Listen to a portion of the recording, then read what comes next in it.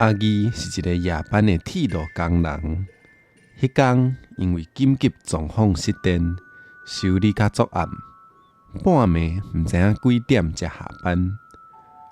阿义对月光，夸夸行，行到原底已经拆掉的民族路电车站。即摆遐明明已经无月台啊，煞停一台旧的电车，车门阁自动开开。可能是因为真正伤忝，阿义的头壳已经无啥清楚，伊竟然爬去咧车厢内底，想讲坐车转去较紧。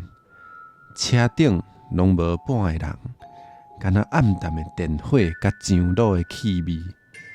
阿义凊彩找一个位就坐落来，坐了无偌久，车开始震动。伊看到窗仔外风景愈看愈青云，甲伊原底熟悉的街仔路愈看愈无同。雄雄为阿姨的后壁传来脚步声，一个穿着学生制服、面色作白的查某囡仔豆豆仔行过来。阿义坐伫遐毋敢振动，查甫囡仔仰头甲阿义金金看，为制服的落地仔内底找出一张黄去的车票，细声甲阿义讲：“我要补票。”阿义一个看，车票顶面有写民国65年9月13。伊雄雄感觉头壳作晕，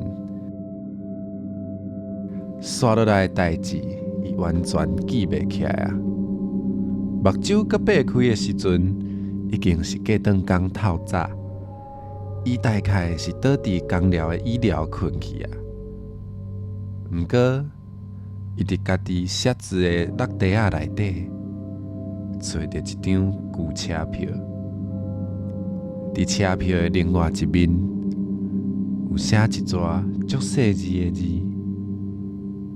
多谢，我总算会当落车。”